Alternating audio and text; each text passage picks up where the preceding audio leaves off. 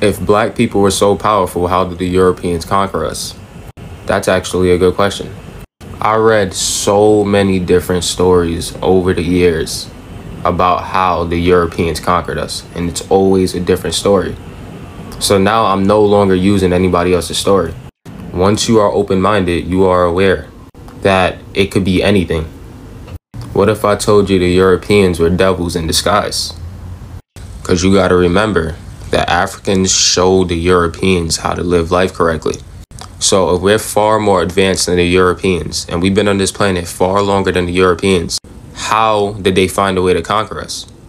See what I'm saying? Now, what I'm about to say is not a fact.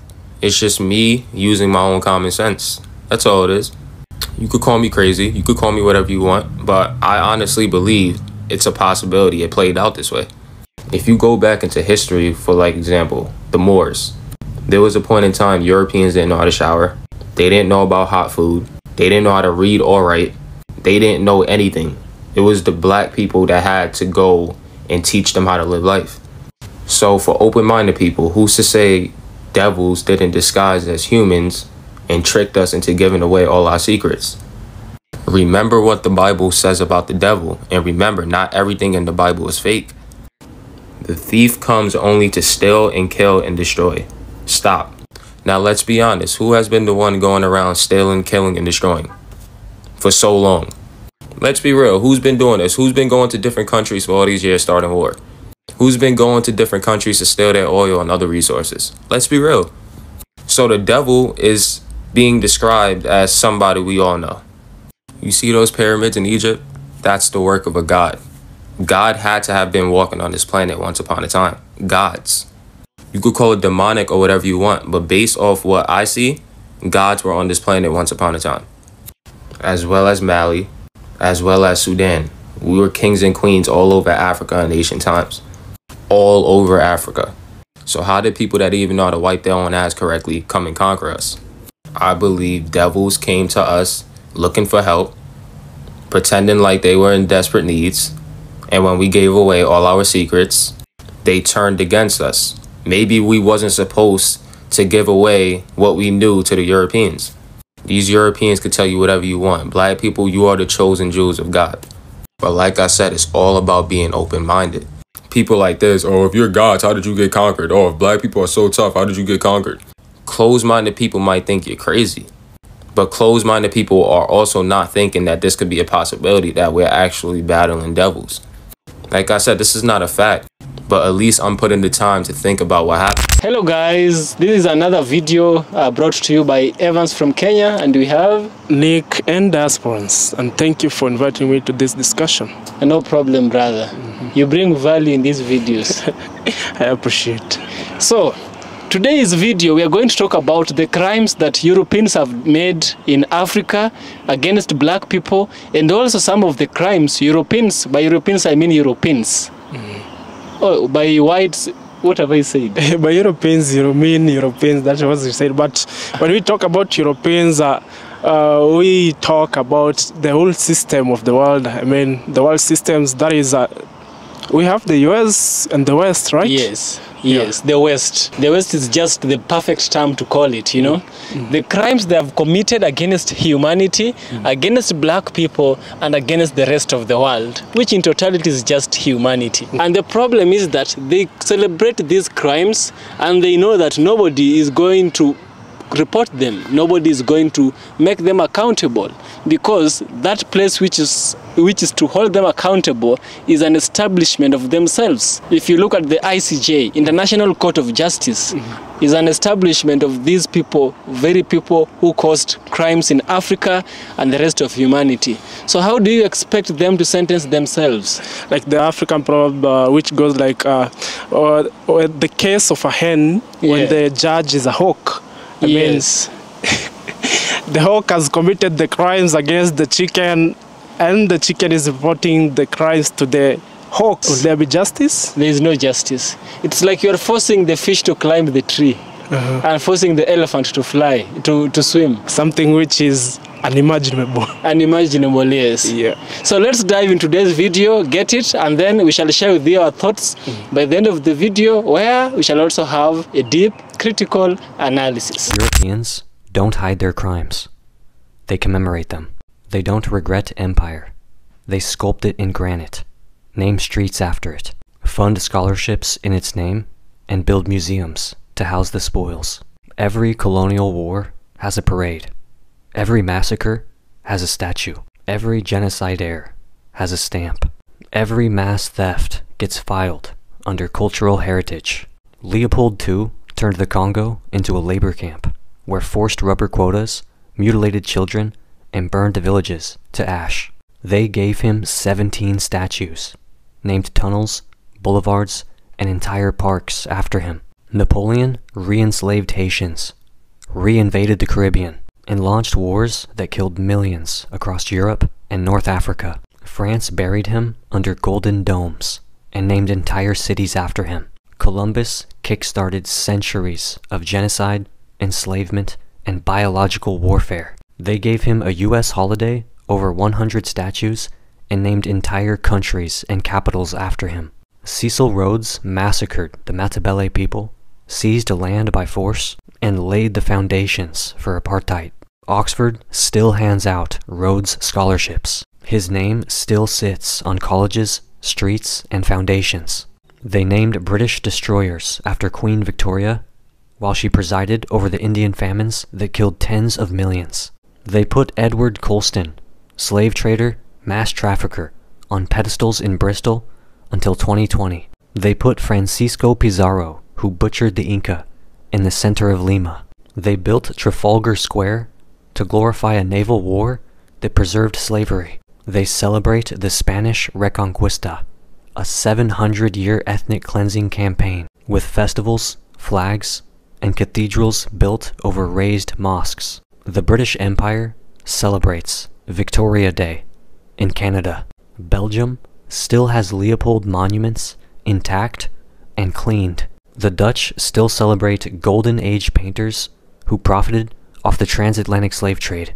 Portugal celebrates Vasco da Gama as a national hero, while ignoring his execution of Muslim prisoners in Mombasa. They literally celebrate Australia Day on the anniversary of indigenous dispossession. They name entire cities after slavers: Rhodesia, Georgetown, Kingstown, Jamestown, Victoria, Elmina, Port Louis. They put plantations on the back of currency. They hold royal jubilees funded by taxes taken from colonized peoples. They filmed The Crown while Britain was deporting Caribbean elders. They wrote children's books about kings' armies who starved Bengal, flattened Kenya, and torched Sudanese cities. They hung Haitian revolutionaries, then named streets after the men who sent the hangmen. They installed apartheid, then named universities after the architects. They erased the dead, then kept their teeth in museum drawers. They erased indigenous languages, then gave schools Latin mottos. They desecrated sacred land, then declared the ruins UNESCO sites. They put generals on horsebacks in town squares, men who bombed, gassed, hanged, and whipped their way across 3 continents. They call their loot collections. They call their massacres missions. They call their propaganda curriculum. They call the blood-soaked timelines the Enlightenment. They call the criminals founding fathers. They celebrate the French foreign nation born out of Algeria's colonization. They celebrate the Boer Wars, which pioneered concentration camps. They celebrate World War I without mentioning African and Asian soldiers forced to die for empires that called them beasts. They handed out OBEs, MBEs, and CBEs, literally Order of the British Empire, in 2025. They still knight people in the name of empire.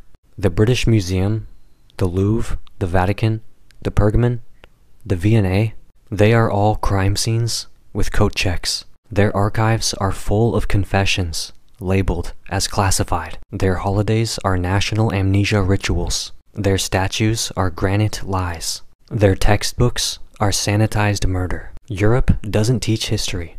It curates alibi. It displays the stolen bones. It polishes the swords.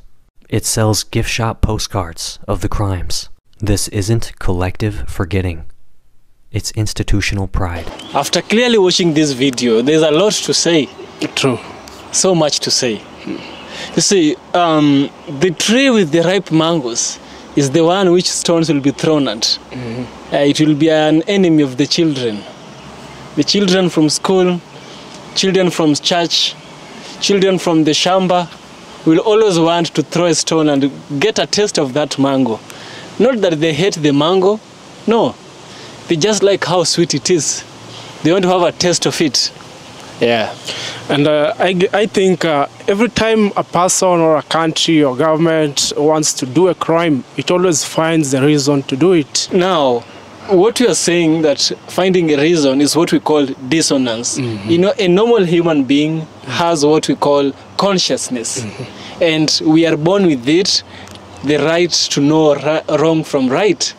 Even children, there's a level there's an age that is called the age of accountability. That is the time they know when to what is wrong and what is right, you know. So we can say that morality is something which is intrinsic. And so True. Some people find a way of silencing that consciousness that tries to put them to the right path. And because they do a bad thing and they have to battle their morality, or rather they have to battle their consciousness, they must find a reason to silence it, you know. Yeah. This situation whereby they're trying to do wrong and morality is fighting them was actually demonstrated in a very expounded, you know, and an enlightening theory that was placed by Dr. Joy de Grey. Joy de Grey is a light-skinned white American professor. She brought about the theory of cognitive dissonance, and she brought also the theory of PTSD, post-traumatic slavery syndrome, you know, PTSS.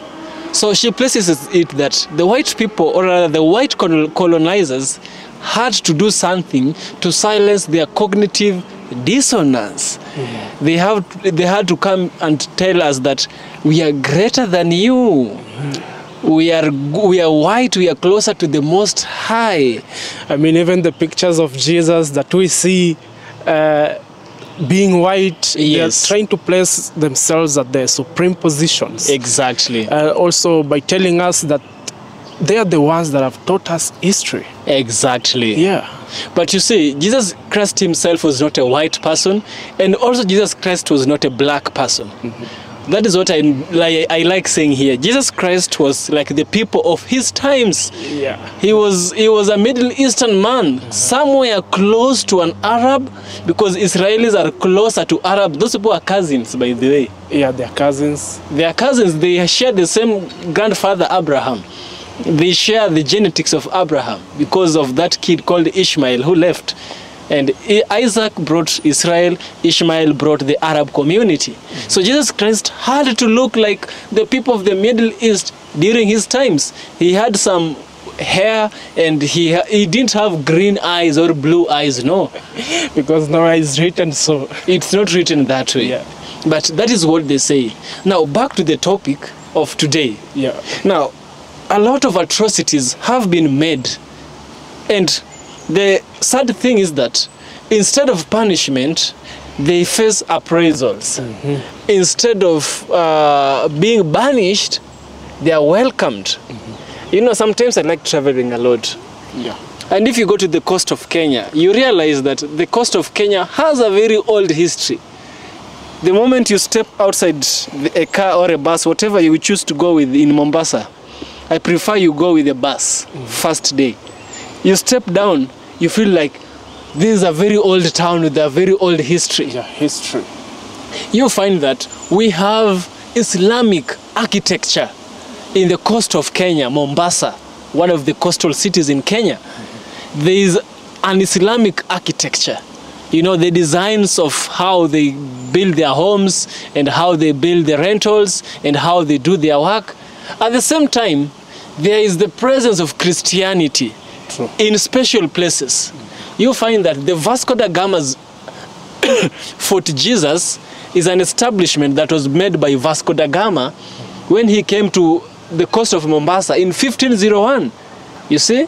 The Africans welcomed him, but he took the Africans for granted. Okay, you welcome me, I'm going to show you how to deal with a visitor. You shouldn't have welcomed me. You see, I am the leopard that the villagers was chasing, and now you saw pity on me and decided to get me in. You've heard of that story? Yeah, I've heard of that. It's like taking our kindness for granted. Yeah. So you find that there is that atmosphere of Christianity, and we know very well it wasn't easy. Back then, Christianity was not being pushed like it is being pushed today. Today we have diplomacy. Back then, after many years after the disciples died, the disciples never practiced violence, no. True. But they were people who are called the Crusaders. These people were pushing Christianity by force. They wanted an agenda with Christianity. It was a political agenda. Yeah, true. Get away the Islams, because the Islams was being promoted by the Ottoman Empire, which was an Islamic empire. You get it? So Fort Jesus is still being celebrated up to date, you know. Fort Jesus, there was a church over there, but this man Vasco da Gama claimed the lives of many Islams. It doesn't matter if they are Islams or Christians. What matters is that these people are humans and they are Africans. True. He made atrocities against them, but we hear nothing. We don't hear so much about Ibn Battuta. We don't hear so much about sheikhs. We don't hear much about that man who left Mombasa and went to Zanzibar. His name was Said Said. You know, Said Said was an Arab from Oman. We don't hear much about him in Kenya. We hear much about him in Zanzibar. Again, not that much. We hear much about the European culture. There is the Vasco da Gama's pillar. There is the Gedi ruins. There is so many things Vasco da Gama did, atrocities. He is being celebrated. You see, the Belgians, the Belgian president, not president, but the Belgian, there's a man who was from Belgium who was controlling Congo Free State. His name was Leopold. Yeah. This man killed 10 million Africans, documented. How many undocumented do you think existed? And still, he's being celebrated. He's celebrated for killing Africans. 10 million. Cities are named after him. Just imagine. And one thing that is very crucial, very disturbing, is that even the remains of Africans are to be found in museums. Yes. I mean, these people are celebrating atrocities. It's true, because after they killed Patrice Lumumba, they dissolved his body on acid. Only his teeth was left. They took this tooth to where?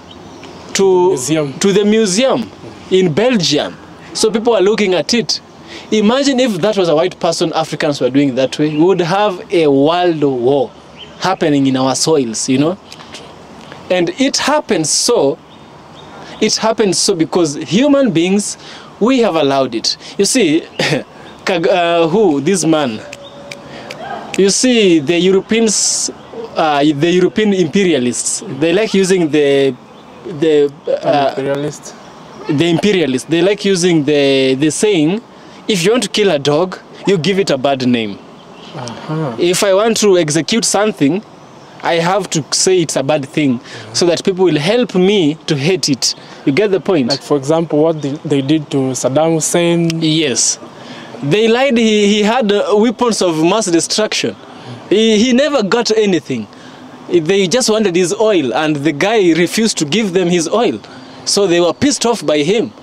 You see, this guy, Robert Mugabe, we were told that he was bad. We were told that he was not good and all that. This man is a man who was fighting for Africans.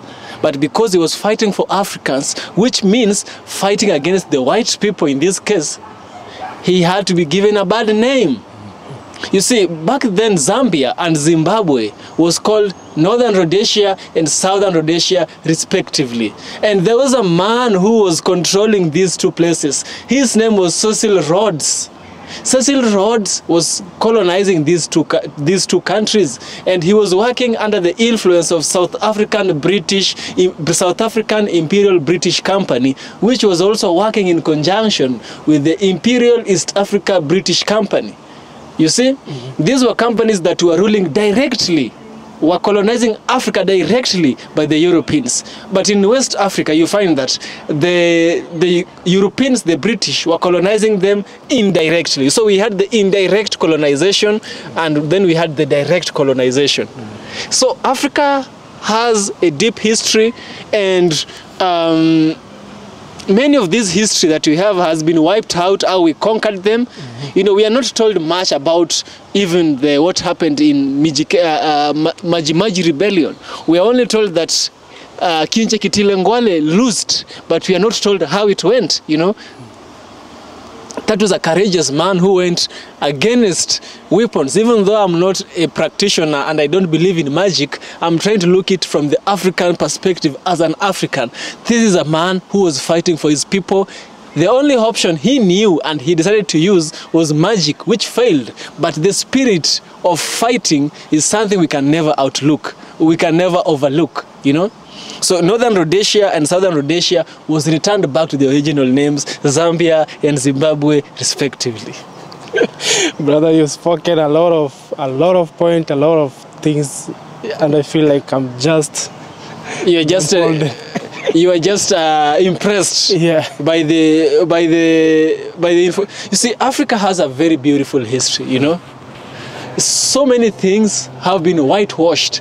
We've been robbed of our identity, you know. Let's end the video before I get too emotional. Let's end the video here. Guys, this is Nix and Diaspora. Check out his channel on YouTube. Be sure to subscribe to his channel kindly. And mine here, Evans from Kenya, be sure to subscribe. Give me a super thanks, I'll so much appreciate. And see you in the next one. Oh, remember to become a member on my Patreon.